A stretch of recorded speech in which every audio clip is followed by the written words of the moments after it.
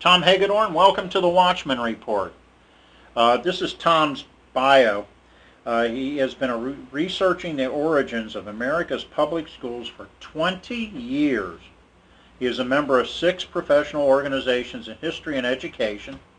He has presented papers at 3 academic conferences.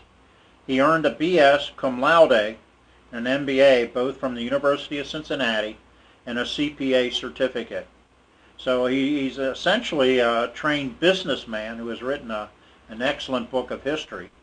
While researching air pollution in college, he co-authored 2 articles in scholarly journals. He lives in Cincinnati with his wife Mary, and they have 2 adult daughters, Heather and Allison. Welcome to the Watchman Report, sir. Thank you, Alan. It's a pleasure to be here. This is a fascinating book you wrote, and I want to begin with I never realized this was in Ohio's first constitution, and I assume it is still there.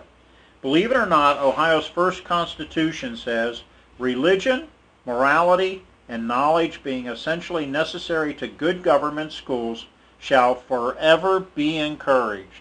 That's incredible. Isn't that amazing? Yeah. Yeah, and it still is in Ohio's constitution. And in many other state constitutions. Absolutely. Wow. Most of them. Well, take us on the journey of how you came about writing this book. It was definitely a God thing. It was very interesting. I was actually fairly heavily involved in the pro-life movement in Cincinnati about a little over 20 years ago. And there was a decision that was rendered by a common pleas judge in Franklin County, which is the county for Columbus. And believe it or not, he found a right to an abortion in the Ohio Constitution. Now this is, not Roe. This is like a Roe versus Wade for Ohio, and so that caused a lot of consternation for me. I couldn't believe that, and so I thought, okay, I'm going to read the Ohio Constitution. So I go to the Ohio Constitution, I start reading it, and that's when I stumbled across those words, and I just was amazed. I thought, well, how can religion, education, and government all be in the same sentence, and this is in our founding document that's our Constitution. How can this be in our founding document? It didn't seem to fit with the public schools or public education as I saw it in the early 1990s. And you go on to say further on the next page, I found that those zealots felt that the teaching of religion and morality was far more important than any other school activity. Absolutely. It's very clear from their writings, and I've read the writings of many of them, and not just for Ohio, but for a number of states in the North, a number of in the Midwest, in New England, and even a couple states in the far West, California and Oregon, that these Christians, and they were mostly evangelical ministers, that started the public schools. What would they think was most important? Of course, it would be evangelization and discipleship, and so that was their vision, and that's what they put into place in our first schools in Ohio and in a lot of the rest of the states. So another one of their goals or their aim was to create God-fearing, morally based citizens. Christian citizens. Christian citizens. And that was very important for them because they knew that democracy was a very fragile thing. Democracies had not lasted very long prior to the United States, and usually they crumbled from within, and typically there was a moral decline that brought this about. And there was also a very self-focused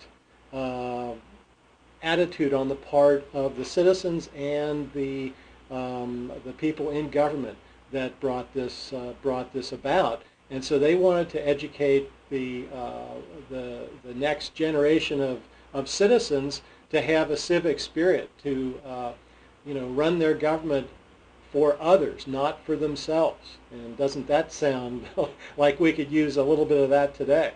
But that, again, that was not their primary purpose. Their primary purpose, that was important. Having a good, sound government was important, but their primary purpose was getting as many souls to heaven as they could, And so that was introducing the young children to Jesus Christ and also discipling them so that they could be effective disciples. That was their number one. I'm glad you brought up the purpose. idea about democracy, because so many times today in the United States we hear about America having a democracy. We are not a democracy. We're a constitutional republic. Absolutely. And I think most true. people don't even realize that. Yes, yes. The other thing I found fascinating about your book was the tremendous positive influence of the Puritans, and that they were the people, the so-called New England Yankees, who were behind this movement and spread it west, even as far as California. Yeah, theirs was an amazing story, and it really goes back, and I explain this in chapter 4.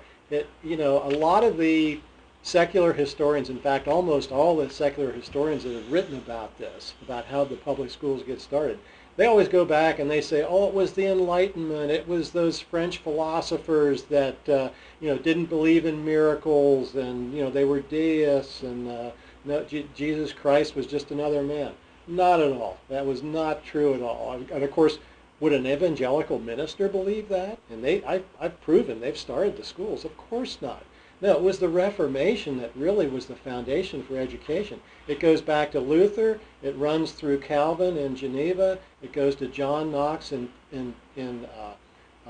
Scotland, and and even there's an area in England called East Anglia. It's east of London, and that was the area where most of the Puritans came from. And so it runs their story, the New England story. We think about the Puritans and so forth. Runs all the way back to Luther, and sort of a Calvinist Reformation basis or foundation. Yeah, and we need to remember that one of Luther's great contributions was the fact that he made the Bible available to everyday Germans and Europeans. And that's, the interesting thing here. It's not just that Christianity was responsible for public education or for the ability for every child to have an education, but it was also literacy. And of course, why would you think literacy was important, Al? To spread the Word of God. Absolutely, to read the Bible. Luther, this was one of Luther's first things. Now, Luther didn't work exclusively on this. He had a man named Philip Melanchthon, and he was his right-hand man. And Melanchthon was a scholar. And so what they did was they worked on, and Melanchthon worked for 30, 40, maybe 50 years it was, to build up the schools in Germany and to build all the way from your very first experience in education and learning how to read, all the way up to the universities. And by the time Melanchthon died, Germany had the best universities in the world. And this was in the 16th century. Okay. But it was all for the purpose of spreading the gospel. So tell us how this public school idea got started and how it slowly began to spread across the country. The genesis of it was, again, with the Puritans, and I've already gone over that information a little bit before. So when it came here, basically, the United States, the Puritans and their descendants in New England, the Yankees up there, education was very important to them for the reasons I've already mentioned. So they had a history of education there, but it wasn't, they did not offer free education for all children, but they did have a lot of community schools. So at the time of the founding of the United States, our founders, many of the founders felt that it was very important, education was very important. If you look at Washington's farewell speech, which is an important document in American history, you'll find a section in there where he talks about the importance of religion and education, all in the same sort of a statement like what you read from Ohio's Constitution. He made a similar statement in his farewell address. That's how important he felt. So the founders of the country felt that it was important, and they tried to put requirements into land grants. This is how they thought they could fund it. We will put requirements into various land grants to fund education, and that's how we'll pay for it. It's got to be paid for, right? Somebody has to pay the bills for education, to pay the teachers and to build the schools and so forth. And the Revolutionary veterans were a major instrument in that drive towards the frontier. I noticed here on page 11 it says, attracted by rich soils, lush forests, and abundant water, the number of pioneers soared from 8,000 in 1782 to 50,000 in 1787. This de facto land rush pressured Congress to legalize settlement in Ohio. Yes, yes. Ohio was really, we had a saying a while back, a catchphrase, I think you call it Ohio, the heart of it all. I don't think they use that anymore. But you really could say that in terms of the origins of the public school. Ohio was probably the most important state. And that's because we were a frontier area in the late 1780s, right? So they had to build everything. They cleared the forests and planted the crops, and they built roads and houses, and they had to build the whole society. And one thing that they required, these New Englanders who were the primary force behind founding Ohio, one thing that they required was we have to have schools. We have to educate our children. So that's where that came from. And something I appreciated in that same chapter, or page 12, was where it says how Congress felt there was such a need for virtue, and it was a classical concept that was considered essential for the survival. Well, how would you define virtue? Okay, unfortunately, they don't define virtue. They didn't define virtue back then as we do today. Okay. But it was sort of a slippery term in that a Christian could look at that and he could read biblical virtue into it. But then the more secular thinking people could also look at virtue from a classical sense. The Greeks and the Romans used virtue somewhat differently.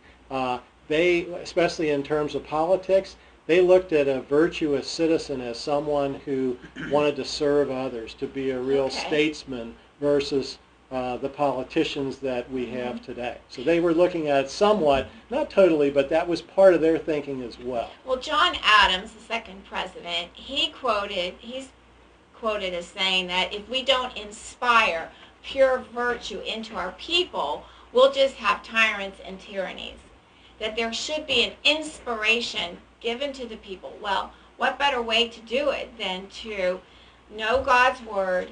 And for me, virtue, whether it was back then or now, it's dealing with honesty, hard work. You're not going to cheat. You're not going to lie. You're not going to steal. Right. So I would imagine that, okay, like you said, it was slippery, but I think the concept is we're going to try to do what's good for the common man. That's a great way to put it, Gwen. That was the common meaning of it that everyone agreed to. Right. It was putting self-interest aside. Now think Right. about that. Yes. It makes me sad. It makes me Yes. really sad when I think about how much politics is about self-interest today. And Right, all they the lobbying groups. They and- said our nation will not last. Our founders felt Right. strongly our nation will not last if we put self-interest above the public's interest, above other people's interest. And look where we're heading. And it's truly only by faith in Jesus Christ are you able to take that desire for yourself and give it to Him and say, okay, Lord, you'll take care of me. Let me be a blessing to someone else. Our foundation has to be in Christ. I totally agree. I love it's maybe a trite saying, but it's not really. Less of me and more of Him. Yeah. If I could only live that Yes. more and do that every day. Right. But that's what we need, less of ourselves and more of Him.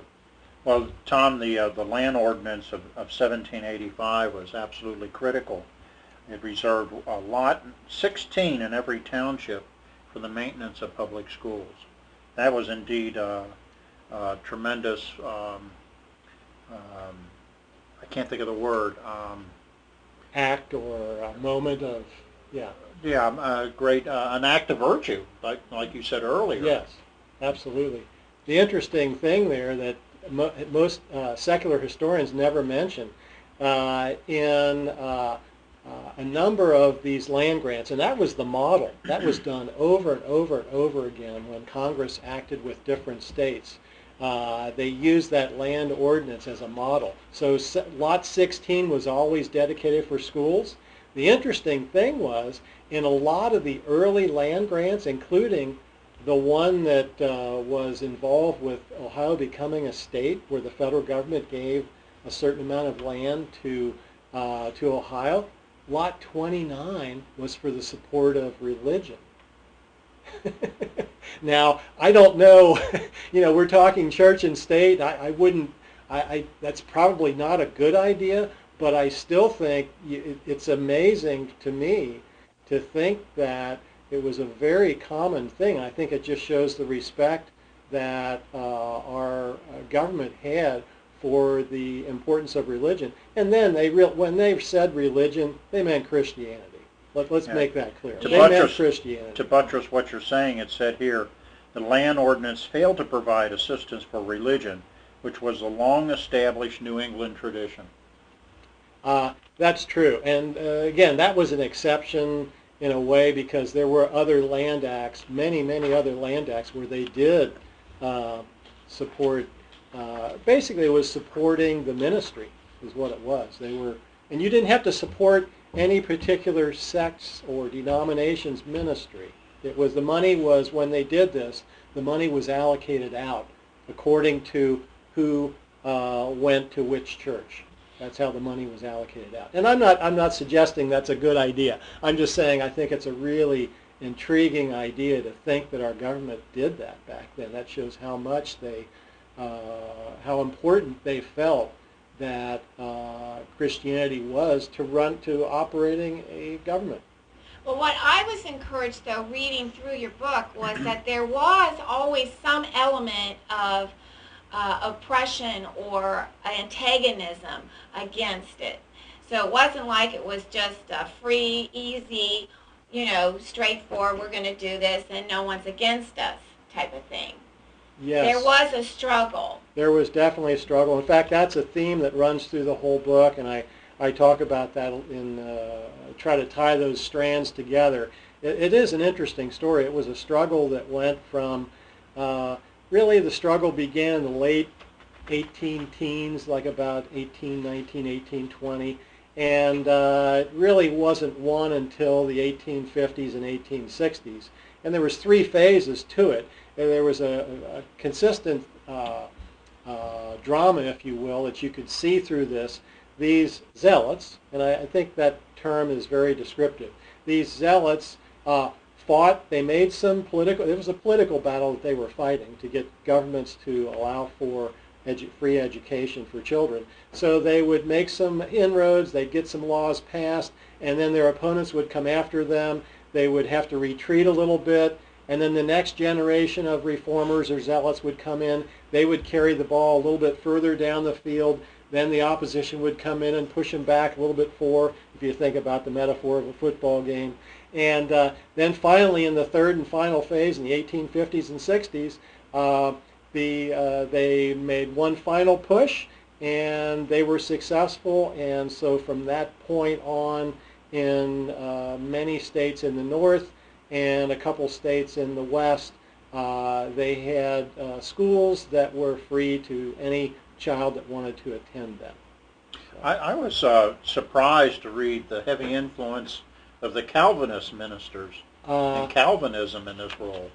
Yes, very definite. Now, sometimes I do get challenged on this in terms of definitions, who's a Calvinist and who isn't. My definition is pretty broad because, probably my knowledge of theology isn't deep enough to get into a really good discussion about this, but my definition of Calvinist, basically if we look at denominations back then, I'm including the primary movers were the Presbyterians and Congregationalists. Okay. But I would also consider Baptist Calvinist. I don't know if that's heresy here or not, but I, at least in terms of my book, I'm considering Baptist Calvinists. And what I found was it was mostly the founding zealots were primarily evangelical ministers, mostly Congregationalists and Presbyterians, but there were also Baptists and Methodists who tended to be almost always have been raised in New England. So they had a New England background. They had, this background where education was formal education. Let's put it that way. Formal education, formal schooling was respected and was sort of accepted.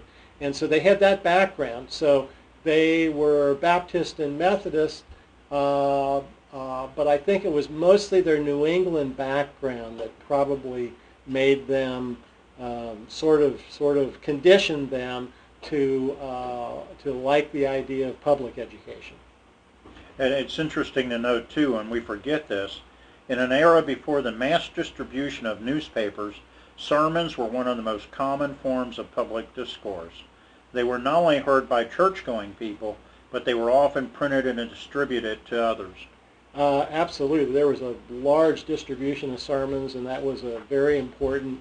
If you think books were expensive, even periodicals were costly. So a lot of times people they might not subscribe to a paper, but they would go to the local general store or tavern or wherever, and the papers would be tacked up outside, so they would read them there. So if you printed up sermons, these would definitely be read and passed around and written. So yeah, sermons were a very important part. In fact, the Continental Congress used the ministry and quite a bit, and encouraged. They passed many resolutions that they had distributed through the churches, and the ministers would read them from the pulpit on Sunday, but they would also make them parts of their sermons as they saw appropriate. So they would pass on Congresses, during the Revolutionary War, they would pass on this information. Very important in winning the Revolutionary War. Well, can you tell us a little bit about the Ohio Company of Associates?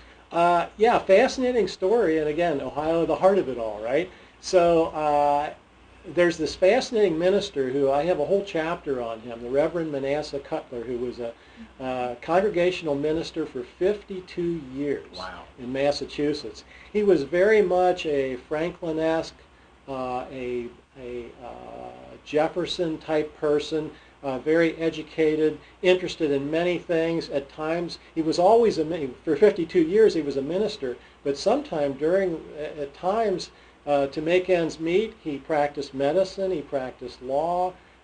He was So when you say in Franklin science. And Jefferson, you don't mean doctrinally. No. You mean he was a man of right. letters. Yes. Sorry, don't want to leave that. He was a very highly educated man of letters, but no, he was a very committed Christian throughout his whole life. I'm sure doctrinally everyone here would probably agree with 98% of what he taught and what he believed. I would say 99%. Probably so. But anyway, he was a chaplain during the Revolutionary War. And the war was really tough for everybody. It was they had on the home front, obviously the war itself, fighting the war, and he was a chaplain, and he knew a lot of the officers, and they were in a really bad way by the end of the war, because a lot of times back then an officer would spend some of his own money on his troops, and Congress didn't have a lot of money and resources to provide.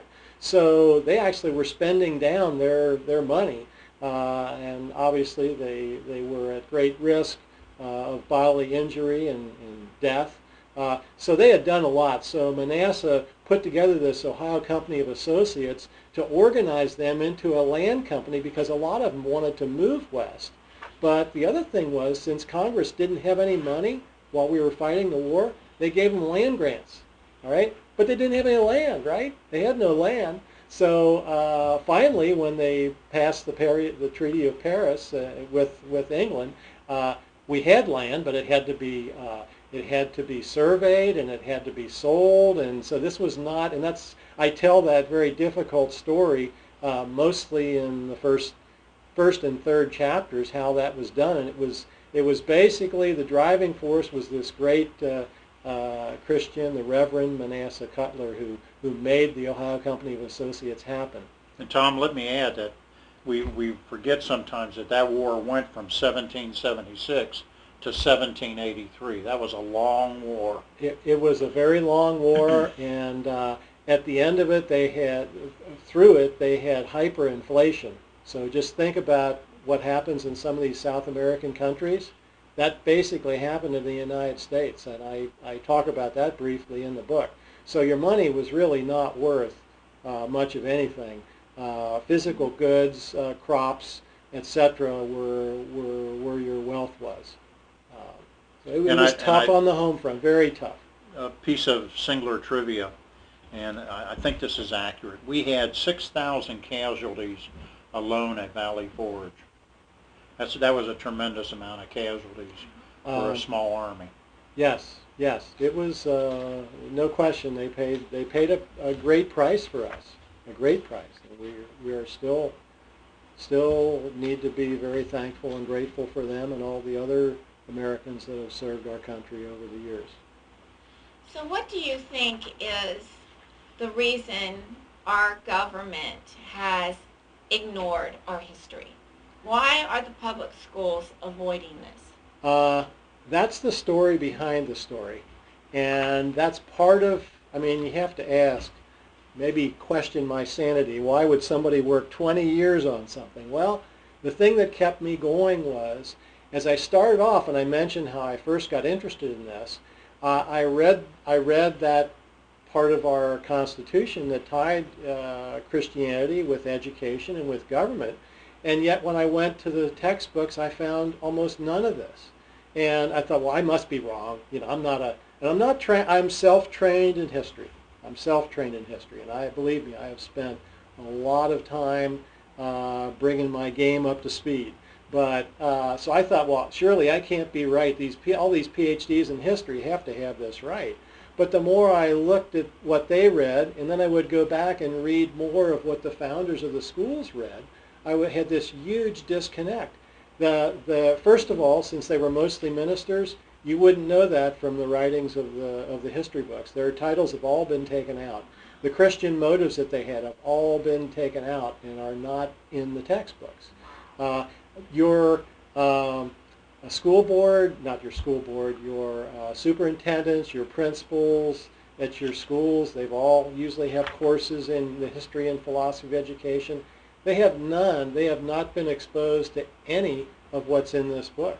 And that's where I'm hoping to get that out to some of the many fine Christians that work in the public schools today, to tell them the truth about how their institution got started. It's been distorted, greatly distorted by secular historians. Yeah, you mentioned here in the book, virtually all the leaders in the revolutionary generation, despite their personal convictions, saw religion and morality as vital supports for Republican government. It's very clear. It's very clear from their writings, and I think there's a good trail of support for that. So yes. So what has been happening, though? Slowly it's been happening where God's been taken out of the schools. But why do you think that's happening? It's happening for a couple reasons.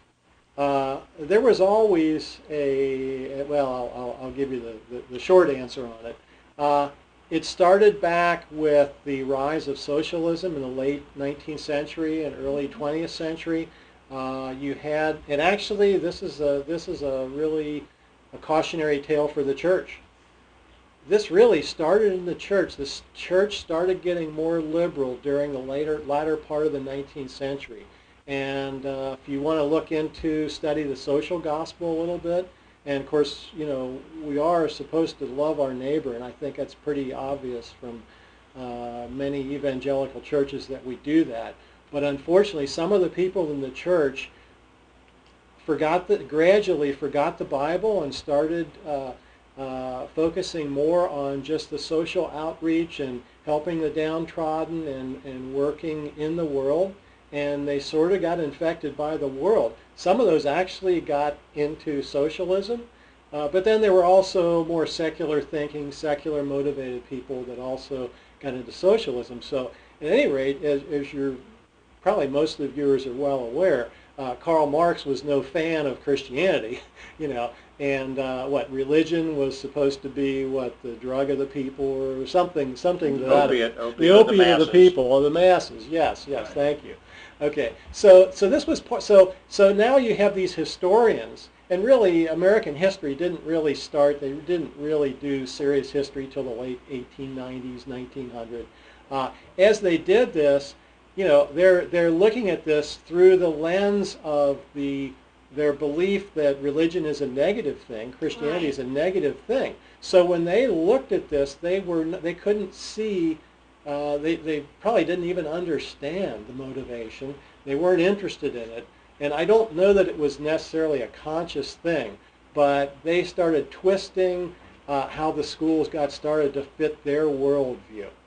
And And to say that religion, okay, or the Bible is negative, basically you're then saying, like what our leaders have been saying, we really don't need God to be good.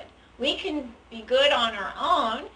Like we were saying earlier in the Watchman report, we will build. So we can have good schools. We can teach our children how to be good. We can do that without God. that is a great point, and that really does I can lead you pretty quickly to how that's got us to today in the public schools. It even started way back when the founding zealots were doing their good work. There were a minority of folks, and generally it was the Unitarians. Unitarians were also very influential in early education. Horace Mann is always lifted up as the founder of the public schools. He was a Unitarian. He was not. He was important in Massachusetts, but he was not. He did not found the American public schools. But the Unitarians sort of had that belief that it was more an Enlightenment-based belief, and it was that man is good, and all we need to do is to just enlighten them, educate them, and we'll have this bright, wonderful future.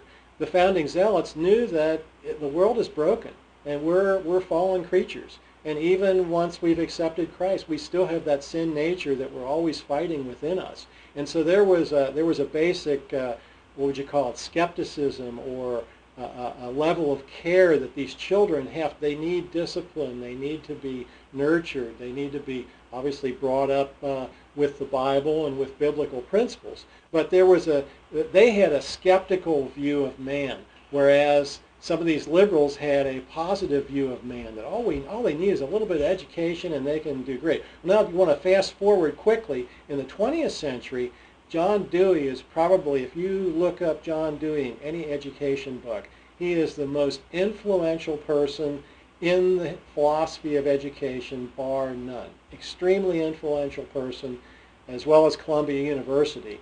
But he went to the Soviet Union and studied their system. John Dewey was a socialist, and John Dewey was one of the founding members of the Secular Humanist organization. He felt that we needed a new religion, which was secular humanism. Even Dewey knew, he didn't acknowledge God, but he knew God puts a yearning for him in every person's heart. Now, unfortunately, those that haven't gotten the message, they look elsewhere. They fill that yearning with something else. Dewey knew that, not that it was God, but he knew that man wanted to worship something. So he wanted secular humanism to be that worship, and he wanted the sort of education to be the God. That was the God that he was looking for. And so Dewey started his project in the 1920s, the 1930s. He had a core of people, many of whom were socialists and Marxists at Columbia. Columbia is a huge part of the story. And it took them many, many years to work their project into the schools, and it worked in faster probably in the cities than it did in some of the rural areas. It wasn't complete. I still think they're very frustrated. I think they're very frustrated that their project has not been as successful as they wanted. But it's a really toxic philosophy that is at the heart of the public schools. Now, I'm not going to criticize any given school. I can't broad brush it. It would not be fair and not be accurate. But I think Christians need to question.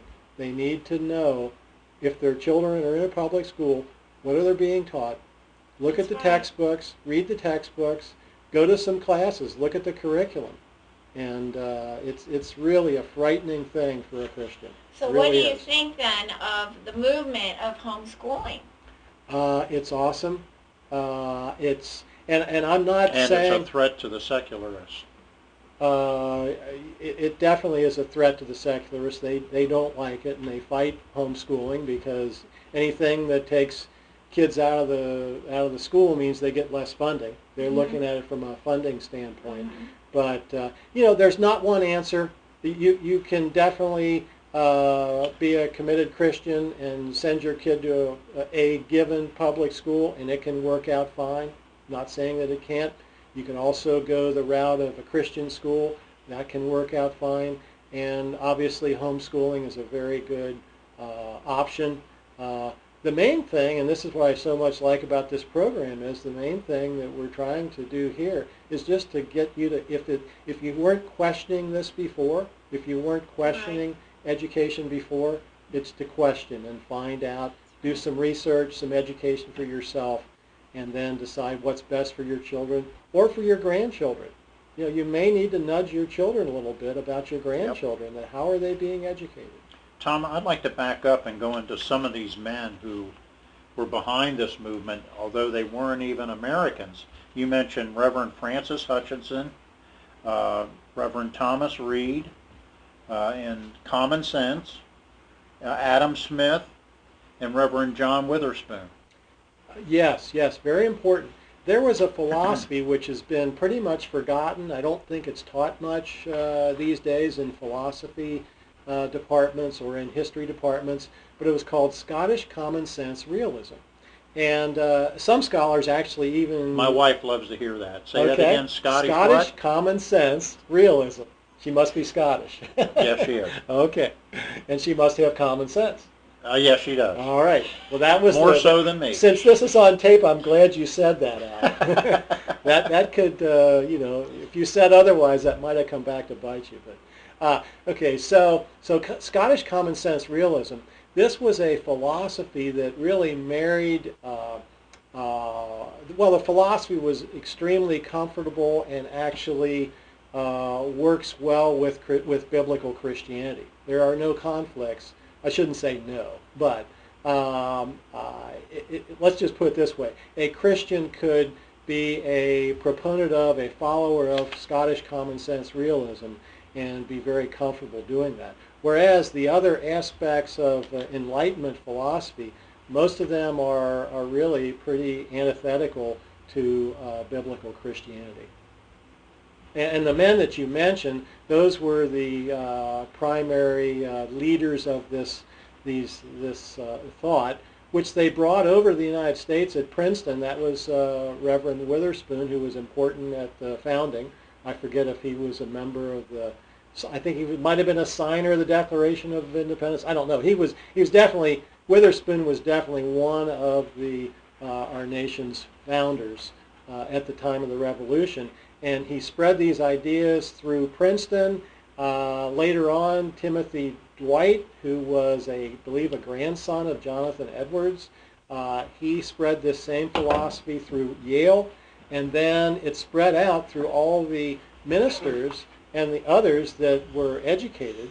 And that was very unusual to be college educated at that time. That definitely launched you into the top ranks of America because so few people had a college education.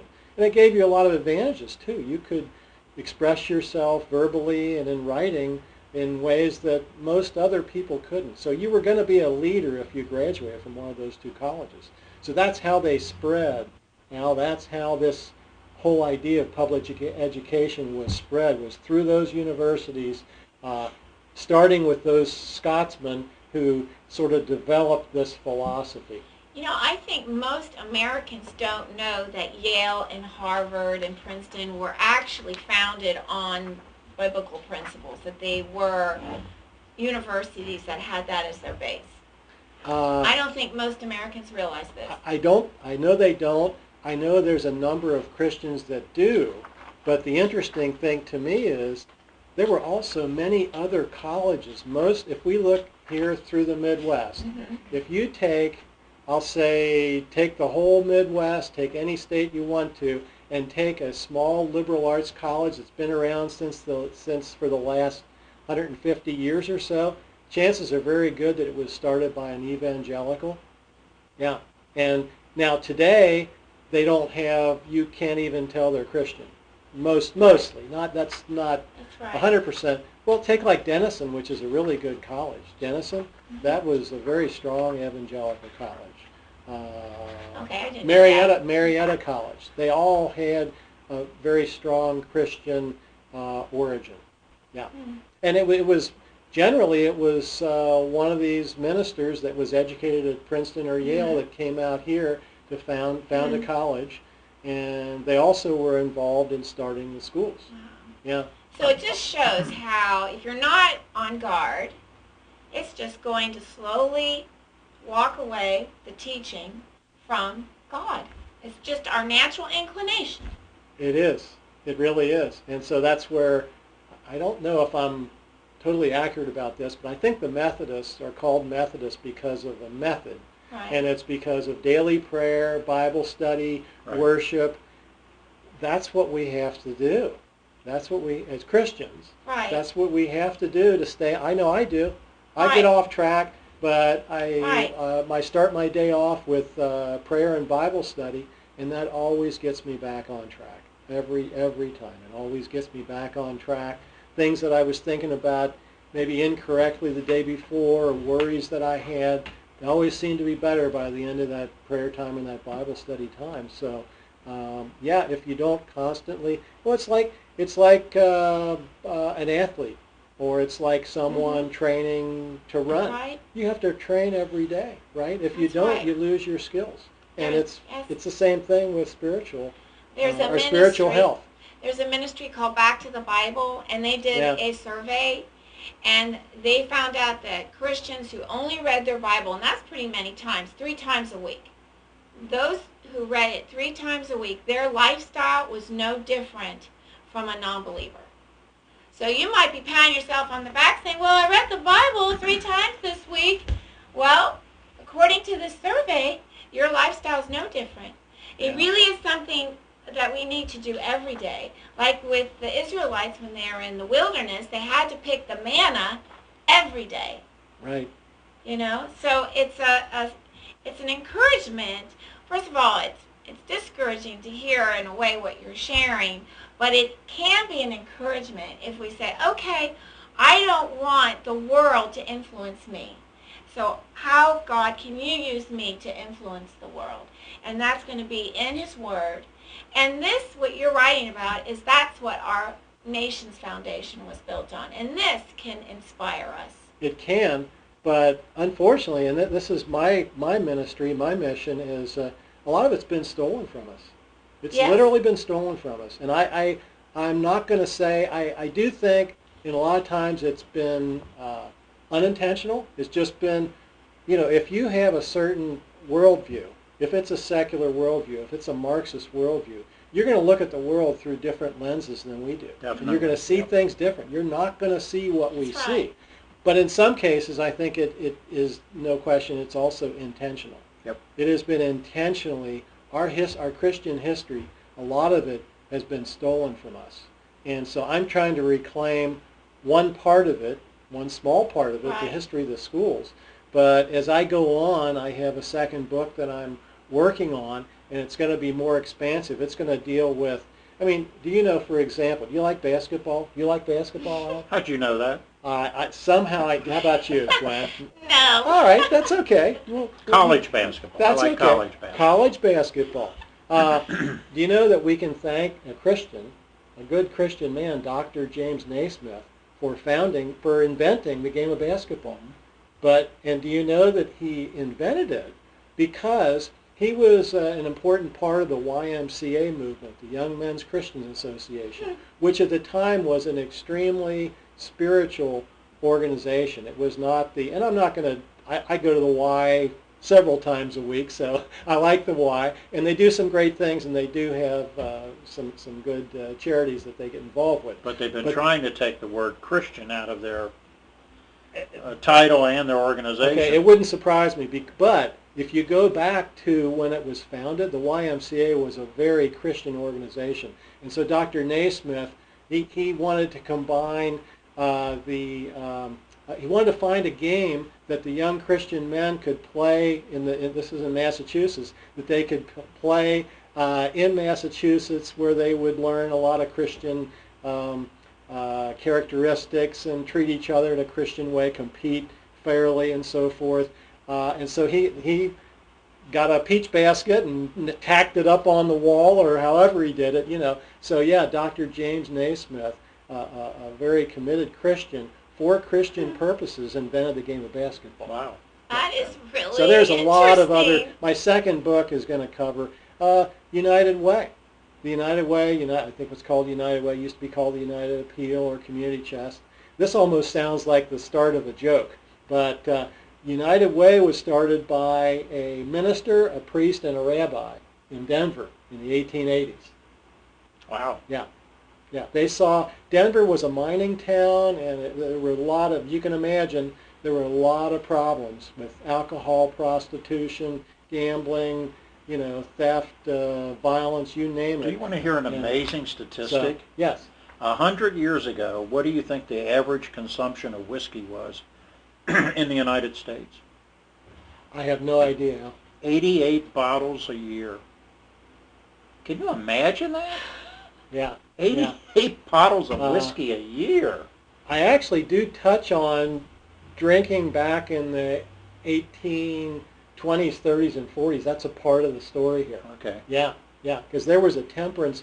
Again, Christians, it wasn't just, these men, these holy men, godly men, the education of children was not their only concern. They were very much against slavery. They were very at the forefront of the anti-slavery movement, and they also were at the forefront of the temperance movement. They started the temperance movement, and they actually were successful. Now, there must have been some backsliding along the way, because from about the 1820s to the 1840s, they started a kind of a AA sort of a campaign, and you actually had to sign a pledge, and they got the reduction of alcohol. There was incredible alcohol use in the 1820s, and they actually had reduced it down, I think, by 50% over 20 years, just by a social movement where they started these organizations, kind of like AA. I think eventually they had over 1 million followers. Yeah. So. And these were not just godly men; these were godly women too. Absolutely. Because the women and the children were taking the brunt of this. And I only mention the men because since the education it was men, because at that point women were not a part of the political system, couldn't vote, and really, would you believe this, that Harriet Beecher Stowe, even though she wrote that incredibly impactful book, Uncle Tom's Cabin, it was not acceptable for her to speak in public. She traveled around, and her husband would read her book. It was just the way society, for whatever reason, women were not supposed to speak in public. Yeah. So she traveled the world even. She went to London, and I think her husband read part of her book or talked about her book, and she sat there. Well, I'm glad you brought that up, because in your book there's a fascinating link to Cincinnati and Lyman Beecher and Lane Seminary. Can you explain some of that? Yes. So there was a movement back in the 1820s. This was missionary territory. I mean, they sent missionaries to Ohio and Michigan and Indiana. That's the way they thought of this area. It was pioneer country. It was kind of wild and woolly out here. And so the church felt that it needed to send missionaries. So Lyman Beecher was a part of that. So he came out here, and he had a really good position as a minister at one of the top churches in Boston. And instead he came out here he was asked to come out to Cincinnati, and he founded Lane Seminary as a place to educate ministers to then go out and obviously start parishes, but also do the other things that they did, start schools, start colleges. They looked at that as part of their ministry. Lane Seminary was an important part of, and right here in Cincinnati, fact, Beecher's home is still, it's a museum here in Right. Cincinnati. It's on Reading Road. I guess that's Avondale there. You can visit during the week. So, yeah, there's a lot of Cincinnati. There was also an organization called the Western Literary Institute that I talk about further on in the book, in the fourth part of the book. And that was probably the most important organization to start the public schools. And it was a group of folks who wanted to start the schools, again, mostly ministers, and they met in Cincinnati for about 9 years in a row, sort of like a convention, you know, where they got together and they gave talks and they had meetings and decided on courses of action on how would they start the public schools. So, yeah, that Western Literary Institute was an important part of the story. And, Well, Tom, what's your contact information? basically, the easiest thing, and it is real easy, www.foundingzealots.com. If you go there, there is a tab for contact. You can send me an email there, and I'll get back to you. If you have a phone number, I can get back to you there as well. So obviously, if you would like to support my work, you know, everybody needs money, right? Well, I need to sell books. I've just published the book, so it's just out now. It's available at foundingzealots.com. It's also available at Amazon or just about any other place where you can buy books. Second, I'd love you can, again, use the contact tab at that www.foundingzealots.com. I would love to come to visit your church, Sunday school, Bible study, small group, book club, you name it, anywhere where, say, 5 or more Christians are gathered. I'd love to come and talk to you about the book. Lastly, I'd like you to spread the word, too, to other evangelicals, especially those that are engaged in public education. Spread the word to them about this book, have them read it, and that would be great. If you do want to support my work, you buy the book anywhere. If you happen to come to where I'm speaking, I can sell you the books there. If you buy the book through that website, I make more money than if you buy it through Amazon. So, but I have to say, you probably buy it cheapest at Amazon. But if you want to support my work, you spend another $3 or $4 maybe. Buy it at foundingzealots.com, and then I'll have more money to market this, to get the word out. I'd like to travel around the country. That's an expensive proposition. So, Is it in any of the local bookstores? you can order it at any. You should be able to order it. It won't be in the bookstore itself probably, but you can order it through any bookstore, just like any book that you'd look for that they don't have. And again, online, Amazon, BarnesandNoble.com, ChristianBook.com, and FoundingZealots.com.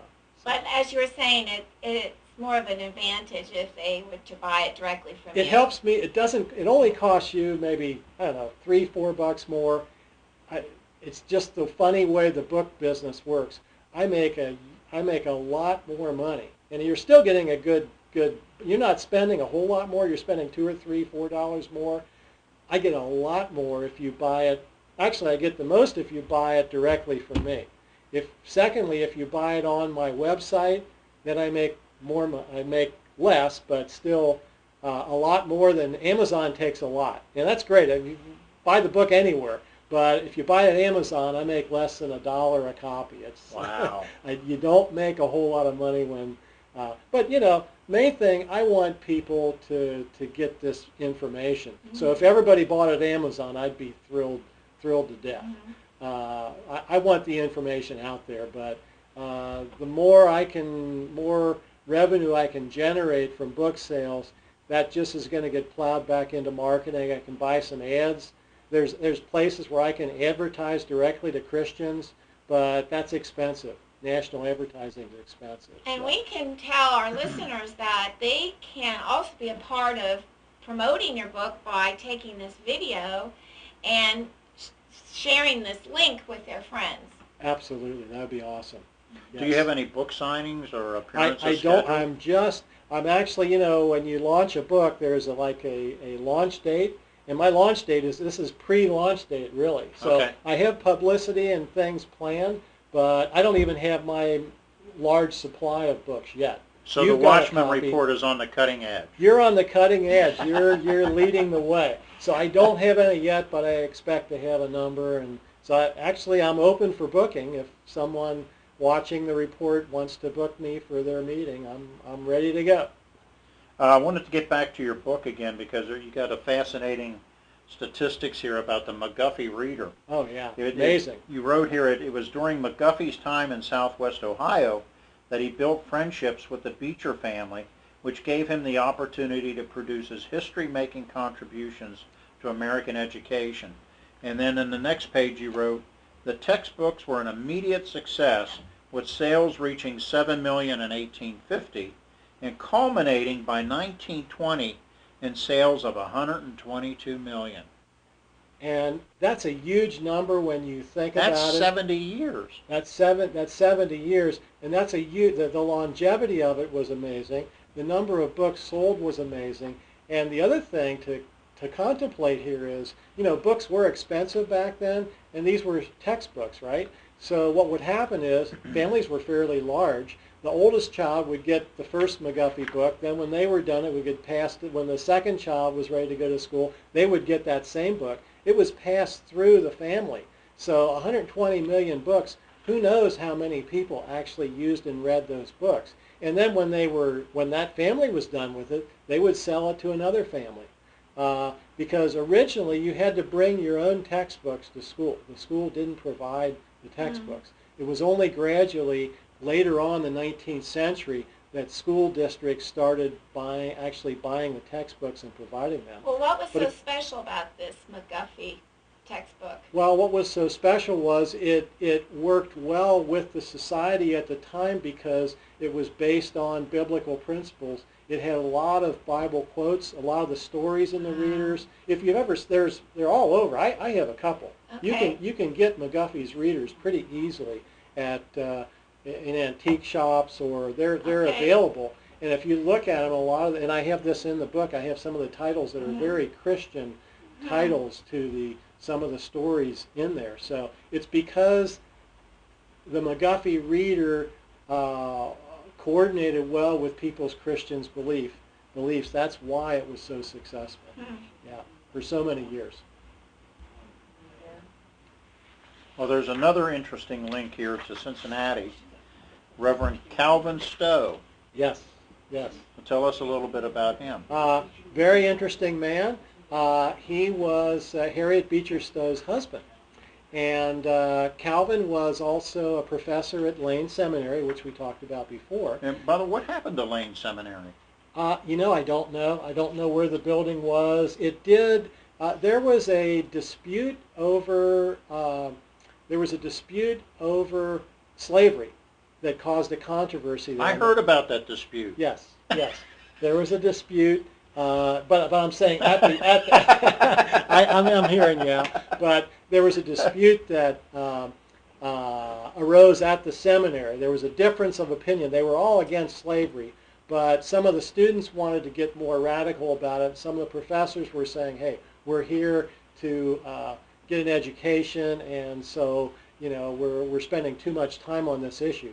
So a number of the students left and went to Oberlin College, and so that weakened Lane University. Unfortunately, I don't know the history of Lane Seminary, but obviously it eventually, went defunct. But anyway, back to Stowe. He was a husband of Harriet Beecher. Yes, correct. Okay, and he was in the epicenter, you say, of the evangelical power in the valley. Yes, he was, and I should have mentioned about Calvin Stowe too, that he played a really important role in the first schools because a number of Americans went to Germany because at the time, and this was Prussian Germany, this was the part of Germany that was Protestant and Calvinist, interestingly enough. And so a number of Americans went to Prussia to learn about their education system, which was, at the time, it was one of the better ones in the world. And so they came back, and Stowe was specifically sent. He was paid by the Ohio legislature as a professor at this seminary. He was paid by the Ohio legislature to go to Prussia and study and learn about their ways that they were running their schools. So he came back and wrote this report, and it was, I think they printed 5,000 copies, which was a lot, that was distributed all through Ohio. And then copies got to other states, and other states liked it so much that a number of legislatures in other states reprinted copies of his report. So it went throughout the United States and really had a big part in influencing people on what our first schools should look like. And the way in which they taught Christianity and religion was a very important part of it. They also had a number of they had Jews and Catholics in Prussia, in Protestant Prussia, and so they operated their schools in such a way that they allowed for release time, that if people were Catholics or Jews, that they could study, they could study religion according to the norms of their particular religion, but they were all taught in the same school. They would have a rabbi or they would have a priest come in for that period of time that they had set aside for religion, so that all children could be taught in the same school. Actually, my own opinion, I think I kind of wish we had gone that way and not just totally taken religion out of the public schools. I think that was a better way to go, just my opinion, but we didn't go that way. I got the impression from your book that the advancement of education through the West, etc., that the Scotch-Irish sort of fought that. Boy, fascinating part of the story, and if you're Scotch-Irish or Appalachian, you'll enjoy my part, their part in this. It was a mixed bag, really. Basically, the Scotch-Irish, and I'm using those terms that you can't totally use them together, but in a way you can, so I'm going to say Scotch-Irish and Appalachian people. They're very independent, and we don't have enough time to talk about it right now, but really a fascinating people for a lot of reasons, very independent, very distrustful of government. So that was their problem with the schools. They distrusted a centralized government. For example, they distrusted Columbus trying to tell, that's the way they would look at it, they distrusted Columbus trying to tell them how to teach their kids. So that was, they weren't against education, they were just against the governmental aspect of it. Very independent people. However, there were a number of Scotch-Irish who were Presbyterian, and the Presbyterians always valued education. And so you had a number of Scotch-Irish who were educated, who attended either Yale or Princeton, or they called them log colleges. There were a number of colleges that were established out in this part of the country, across the Appalachian Mountains. And they did advocate for and push for education. So the Scotch-Irish were a mixed bag, but usually they were, if you looked at who were the opponents of a lot of these laws, a lot of times it was the Scotch-Irish folk who just didn't like government telling them what to do. Well, Gwen's going to go, we're going to try to raise a little money here. And go ahead, Gwen. So if you are enjoying this ministry, the Watchman Report, and we are a couple broadcasters now working together, we would appreciate, first of all, prayer. And it's in an embryo stage, this ministry, and that's when it's the most vulnerable. So please pray for us. And we are always open for other broadcasters who would like to join. And then we need funds for equipment. So on your screen you see a video camera for $3,500, a picture camera for $825, and computers, again, around $3,250. And we need monitors and a faster internet. We need a mixer. Yes, cables, lighting, and a Sony movie studio. We need all these things in order to grow or just to have better quality. So if you're interested, please contact Al at 513-279-8350 or write at #Homer. Did I say that right? Or you can communicate through gods-place.net. That's right. So gods-place.net. And we hope in the near future to be moving to our studio at Eastern Hills Baptist Church. We haven't define when that'll be, but certainly there'll be cost involved in moving to our new studio. Yes, and if any equipment you no longer use and would like to donate, we welcome that. Definitely. If you're in the TV industry and you have used equipment that you aren't using anymore, we could certainly use the equipment, and we'll put it to good use. Tom, this is a point in the program every week where we do an altar call. So we asked our members of our audience to bow your heads and share this conversation with God. Lord Jesus, I come before you just as I am. I am sorry for my sins. I repent of my sins. Please forgive me. I am so weary of trying to run my life myself. I believe that you sent your Son, Jesus, to die for all my sins. Jesus, please come into my heart and save me. In your name, I forgive all others for what they have done against me. Gwen? I renounce Satan, the evil spirits, and all their works. I give you my entire self. Yeshua, now and forever, I invite you into my life. I accept you as my God and Messiah. Heal me, Lord. Change me. Strengthen me in my body, soul, and spirit. Come, Yeshua. Cover me with your precious blood and fill me with your Holy Spirit. I love you. Yeshua, I praise you. Jesus. I thank you, Jesus, for my salvation. I know that I am a sinner. I surrender my life to you.